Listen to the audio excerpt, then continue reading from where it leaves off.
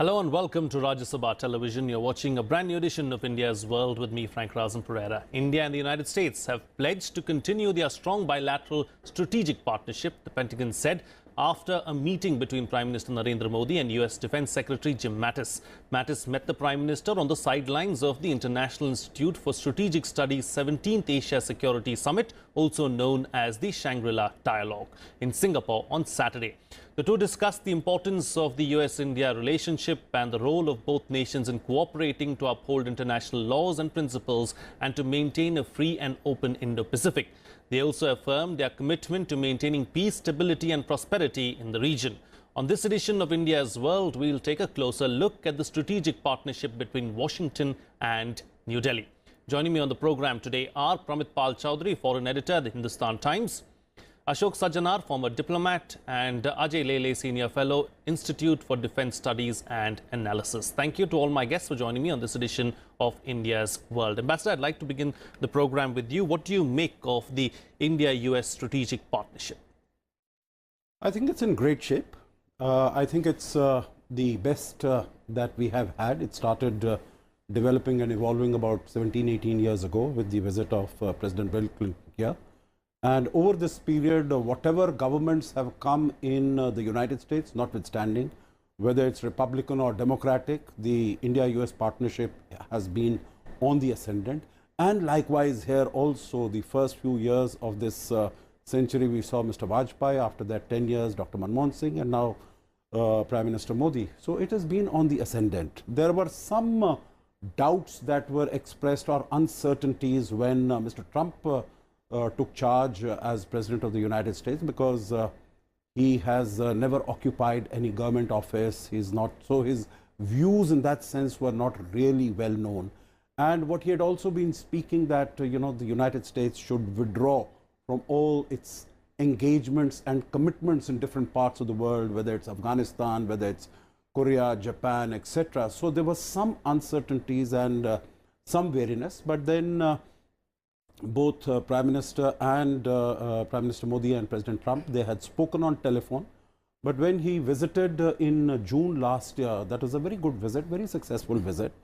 And that really took our relationship to the next higher level. And after that, whatever has transpired, whether it is the South Asia strategy, which was announced in August last year, or it was the national security strategy, which was announced by America in December last year, or it was the tweet that came out on the 1st of January against Pakistan, the fact that the United States, against its earlier pronouncements, agreed to put in more troops in Afghanistan and basically said that we are not going to be limited by any time, artificial time limit, but we will try to restore peace and stability in that country, and also putting pressure on Pakistan to stop providing safe havens to terrorism. Sure. So all that, and now most recently, if we look at what Secretary of State, Defense Secretary Jim Mattis has said, what the new Secretary of State Mike Pompeo has said in his Senate confirmation hearings, where he says that India should be the most significant partner as far as United States is concerned, right, in taking forward its South Asia and Southeast Asia policies. And what Jim Mattis has said, that this is a key. We fully support the emergence of India as a major global power, and we want India as a key partner in taking forward its policies in the Indo-Pacific to make it a safe, secure and prosperous region. Indeed. Captain Lele, as far as the strategic partnership itself is concerned, where do you think it's headed? I think strategic partnership started, it was a slow process, slow but steady process. As Ambassador has pointed out, it started way back during Vajpayee Saab's era with Stope Talbot and Jaswant Singh talks. And further, it has reached to a level now where we are talking on various issues. Even though we call it as a strategic partnership, I think one has to look at this partnership at various levels. One is at the economic level, other is at a strategic or a geopolitical level, and third is a people-to-people contact. Because at every respect, if one goes into the details of it, there is something which is there for India to offer to the US. and US understands that importance. So from that perspective, one should not get bogged down with a strategic partnership only as a partnership where US is selling arms to India, but there is something more to it. There is something more to it at a political level. China becomes a significant factor. US has got great expectations as far as Afghanistan is concerned from India. So these are the two issues which are very important at a political level. At people-to-people contact, we got tremendous amount of a huge diaspora which is working in US, and it is not only working in US, it is contributing greatly to the growth of United States also. And US is fully aware of those facts. So when one is looking at the strategic partnership, I think it is important to understand all these minor nuances also, because they play a major role into a larger picture. Right. You know, Pramit Pal Chaudhary, as far as what the Pentagon has done in the recent past, you know, it has renamed the Pacific Command as the Indo-Pacific yes. Command. You know, is it a move to signal to India how important India is to the US military? Yeah, I mean, it basically argues in this way, America in many ways is following what India has recommended on the Western and Indian Ocean, which is that one, you cannot separate the Indian Ocean from the Pacific Ocean as a strategic space, especially if China is your primary concern, because China is moving into both oceans simultaneously. There was some initial resistance from the Americans, and remember they played around with the term Indo-Asia-Pacific for a while. Now they've essentially adopted that wholesale. We've seen the resurrection of the Quad, which initially we had helped create, in many ways provided leadership to in its first form. And now we're seeing America accept that this potentially is going to be a future method by which countries who, subtext is obviously opposed China, can come together. And we saw at the Shangri-La dialogue the speech that Mattis gave out very strongly. And if you match Mattis's speech with what Prime Minister Modi said, it's remarkable how many terms and phrases were actually used by both. So I think conceptually, there's no doubt that the two sides, at least on the Indo-Pacific air concept, both agree more or less. And you can see that, for example, we led the battle against the Belt Road Initiative. America initially supported Belt Road, and now they are now the most, at least verbally again, the most vociferous opponents of the Belt Road Initiative against China. So we can see that the problem that we'll face now, and this is the difficult part, is that converting this conceptualization into actual things on the ground, right? America is fundamentally a Pacific power in all of this. We are obviously almost overwhelmingly an Indian Ocean power. We have very little presence in the Pacific. Our priorities will always be slightly different from the Americans. We can already see that in the Quad, where the Americans are saying, let's use it to focus on the BRI. India is saying the Quad maybe not really designed only for infrastructure. Maybe we should be looking more in terms of the maritime sphere. That is going to be a process that's going to take a while, and it's converting the big ideas into these, you know, nuts and bolts on the ground. That is going to be, I think, the real challenge over the next few years. Sure. You know, Ambassador, is India ready to play the Indo-Pacific game? Are we willing to up the ante in the region? I think that's a very valid question, and it's a big question. But I would suggest that the very fact that Prime Minister Modi decided to go to Singapore to deliver the 17th Shangri-La dialogue is in itself an assertion that India is ready and it is willing and it is capable to play a very significant role there. Because otherwise, if you see, the ASEAN countries particularly have always been very, very anxious that India should step in and play a more active and contribute in a more significant manner to whatever is happening in Southeast Asia. And India has been hesitant, India has been seen to be reluctant, whether in different ways, not only in strategic terms, but also in economic terms, also in trade, investment. You look at the sort of discussions, negotiations that have been going on, even on RCEP, for instance, you know, Regional Comprehensive Economic Partnership. And Prime Minister Modi did say very categorically that on RCEP in his Shangri-La dialogue address that we hope to conclude it very, very soon.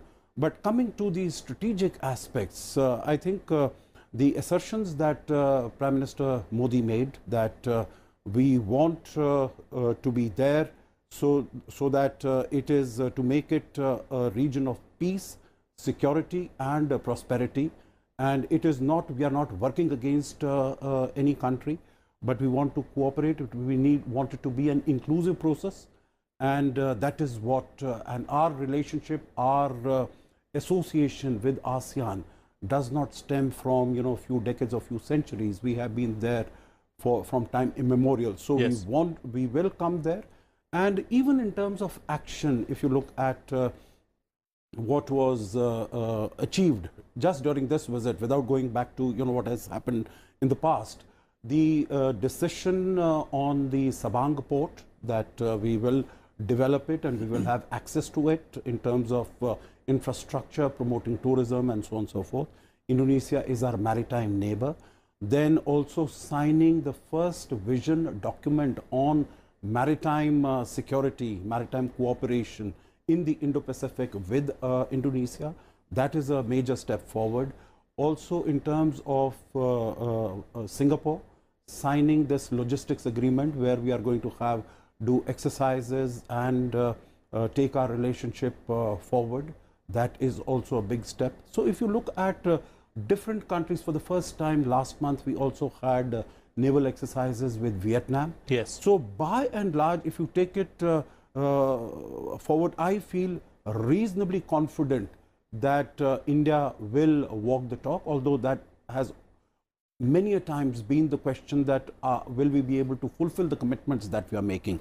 But here I think the very fact that the Prime Minister was present, he made a very bold and a comprehensive statement of what we want to do and how we want to take our association forward. So I feel confident that we'll be able to put the money where our mouth is. Yes. Okay, I'm going to take a cue from what the ambassador just said and ask my next question, Captain. As far as the Prime Minister's three-nation visit is concerned, do you believe there's a message for all the stakeholders in the region from the visit? Definitely. If you slightly go back on 26th of Jan, we had all ASEAN heads on the same dais over here. So India's Act East policy is definitely been a very constructive policy where engagement has been very fruitful. So from that point of view, whenever India's Prime Minister is going to the eastern parts of the world, definitely it is giving a certain amount of a message. Now this message could be read at two levels. One is that it is at a bilateral level. We are very keen to engage the contacts with those individual nations. But at a multilateral level, one can understand that China is increasing its stakes day by day into the entire Indian Ocean region, South China Sea, so on and so forth. So from that perspective also, definitely India is giving certain amount of indirect messaging to China that we exist and we got very good relationship with all these countries over here. Those relationships, again, if you really look at India's policies, go back to Indian history. So we are trying to develop those relationships not based on only economical factors, but there are a lot of cultural factors which have been weaved into it. So this is, I feel, is a very clever ploy to play with, where we are trying to engage those nations, not saying that yes, we are only interested to do a anti-China sort of a policy, but we are trying to constructively engage those nations. So from that point of view, I think Prime Minister's visit is very significant. Sure. And talking about the region itself, Pramit, what's at stake for India and the United States in the Indo-Pacific? Well, the obvious thing, as Captain Lele has mentioned, is the assertiveness of China. When you look at it in the past 15 years, China has essentially deliberately provoked a maritime dispute with almost all of its neighbors running from Japan all the way down to Indonesia. And these are disputes that didn't exist before this. It has declared, Xi Jinping has declared that he will attempt the grand unification of China. In this case means he has defined as taking over Taiwan. And since the last remnant of that grand unification of China is Arunachal Pradesh, we presume at some point that may also come into the picture. China has been basically violative of, we were talking about following international rules, and we saw with the Hague Tribunal that China in effect defied a tribunal that it itself had signed up for, to say that we will obey this tribunal under the UN Treaty of the Sea, And then when the tribunal actually issued a judgment, China said, well, we're going to ignore it. But was it also partly the Philippines' fault? Probably if they would have followed up, some action could have been taken. Well, the Philippines you can only argue that the Philippines perhaps was unrealistic in thinking that China would obey the judgment. But under international law, it's very clear. China signed up to agree. They're a member of the Hague Tribunal. Yes. They're a member of the UN treaty. And so when you sign up for such a treaty, you assume that when you're before a tribunal, you will obey what that tribunal says. Otherwise, what is the point of any multilateral organization that has a tribunal? Within the WTO, one thing Donald Trump is not incorrect in saying is that China has been the most egregious defier and violator of WTO norms among all the major trading nations, whether it's currency manipulation, whether it's hidden subsidies, dumping, you name it, China tops the list. And everybody will privately tell, all the private governments will privately tell you this. So China is, all of these put together means that the countries around China on the maritime side, and even a few like Mongolia on the land side, are increasingly nervous as to what was China's final endgame, because China keeps pushing the envelope. The South China Sea was not part of what they had ever claimed before territorially. Their argument that Xi's claim that we will now be a model for the rest of the world to follow, even domestically, was something they said that they would never do. They had always said previously, we will never build a base, a military base overseas. Now they're picking up bases wherever they can. So China keeps moving the pendulum as its power grows.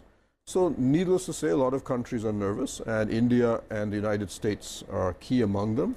But we've seen Japan, we've now seen Indonesia, which is a country that was otherwise very neutral about China, and Malaysia, which was a country that used to be very supportive of China. After the recent election, you see Mahathir, who himself was a person who was considered very pro-Chinese, openly saying that these giant infrastructure projects that China is building in Malaysia have to be scrapped. Right. And all over the world, you can see this type of concern about it. Zimbabwe is holding an election right now in which one of the opposition's primary planks is to throw out all Chinese investors. Sure. Why? Because China has demanded, as part of the Belt Road Initiative, that all facial recognition software of all Zimbabweans be handed over to China. They will have a database of the facial recognition of all Zimbabweans. Right. And the opposition has said this is a very bizarre demand that clearly infringes on the digital sovereignty of our country. Sure. So this is why a lot of countries are now nervous. Where is China going to stop, and what exactly is the point of a lot of what they're doing? And they're all looking up to the US and India probably to try and deal with the dragon.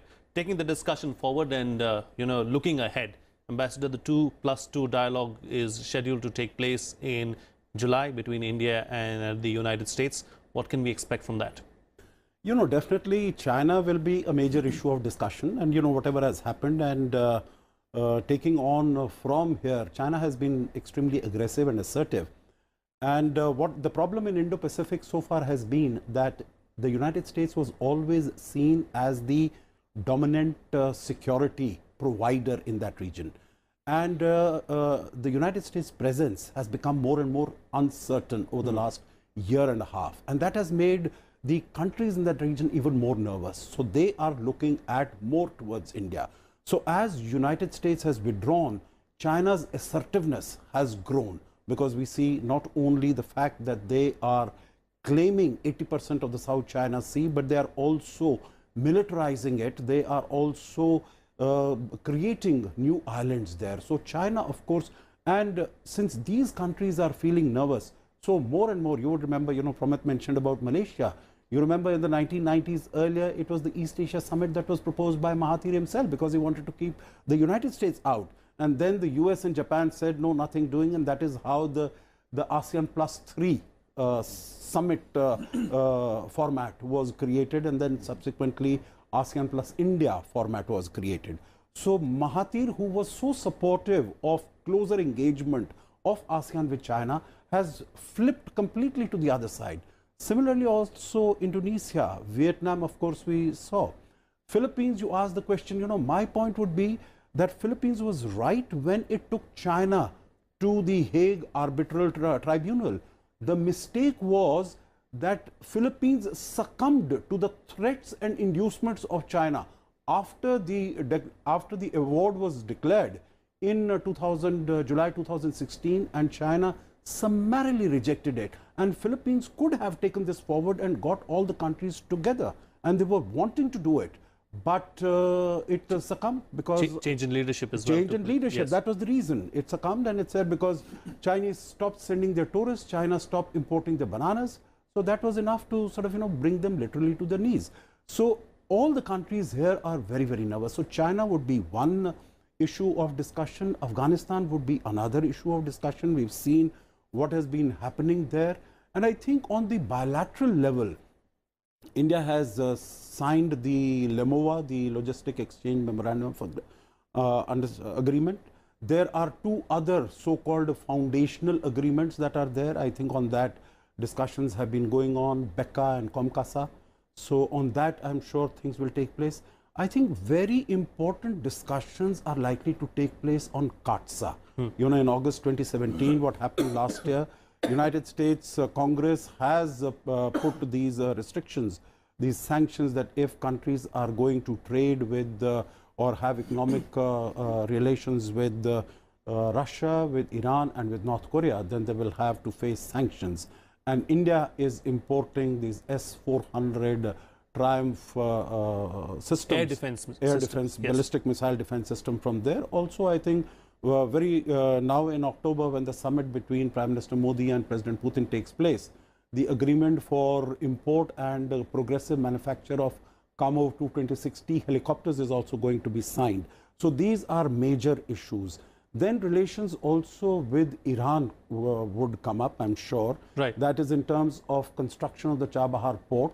But there we'll have to work with them. You know, we've got positive statements coming both from Secretary Defense Jim Mattis, when he has written to the Congress, saying that a waiver should be provided to countries like India and Vietnam, those who are not really the target of our sanctions. Sure. So Chabahar from Iran also will, and also our oil imports from Iran. Right. So I think it's going to be a full agenda, it's going to be a full plate that this 2+2 dialogue will have to deal with, contend with. Right. The ambassador is suggesting that it's going to be a full plate when India and the United States meet at the 2+2 dialogue. Captain Lele, you know, our dealings with Iran and Russia, do you think that they're going to be a hindrance when it comes to India-US ties, or is that not going to be so much of a problem, really? I think India understands that these are the problem areas. So if you really look at the backdrop of how India appears to be preparing for this dialogue, is that you had Defense Secretary as well as Foreign Secretary of India visiting United States. You had NSA visiting United States.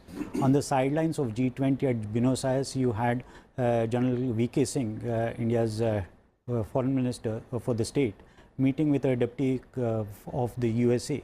So all those things appears to be at least discussed and debated in all these meetings, and we are trying to find a way out, because this is a dialogue which involves both defense as well as diplomacy.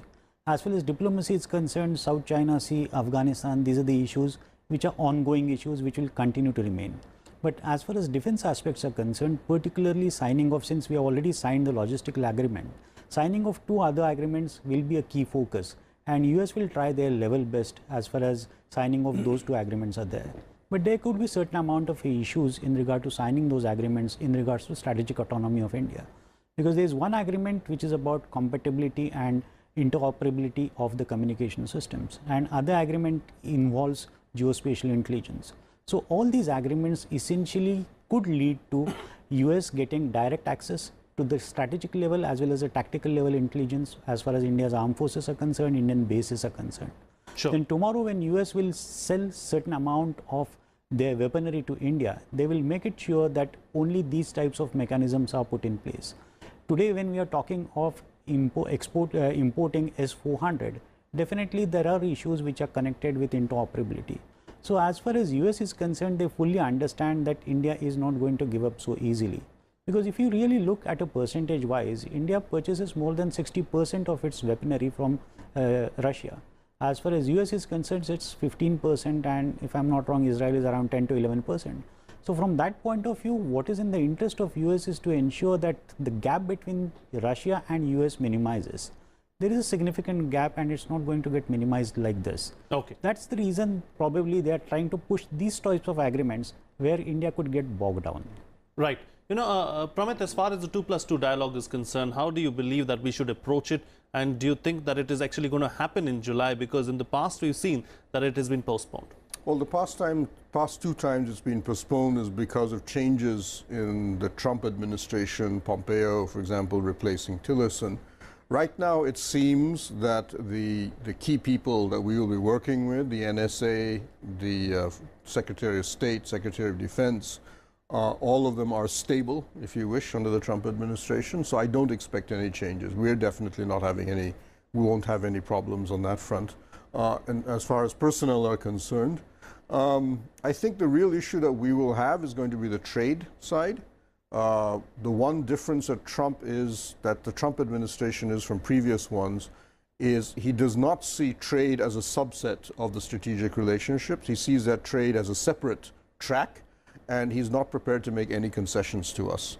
So we will have to give up, and he's right on that because it is actually illegal. Our export subsidy structure is now in violation of the WTO.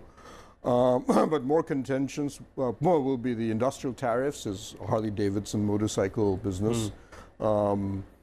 The issue of price controls for medical devices, which I know the president is personally very, very exercised about, and the normal IPR issues. I'm not overly worried about the Iran side of CAATSA because if you remember last time the Iran sanctions were imposed by America, Chabahar was given an exemption. Right. And the Americans are already signaling that that exemption will be given again.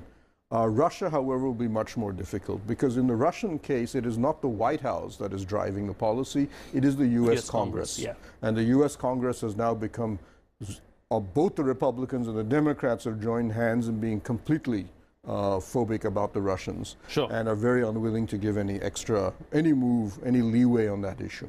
Right. Quick closing comment from you, Ambassador, and then I have to wrap up the show. Yeah, just one comment on this. I think there will be maybe some discussion on trade relations and what are the problems, etc.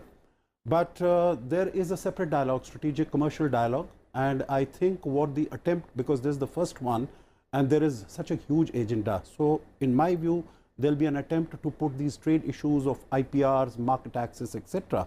to the commercial dialogue. Right. But here another aspect that would come is, I think, in terms of the Make in India program, Sure. in terms of the DTTI, Defense Trade Initiative, technology initiative, that nothing much seems to have moved in that direction. So what is it that, what are the new technologies that India can get from there and that we can start manufacturing here? Because there have been a number of agreements signed, but the forward movement has been rather limited in all these Sure. things. So I think that is going to be one particular issue. On the Iran question, just one last comment.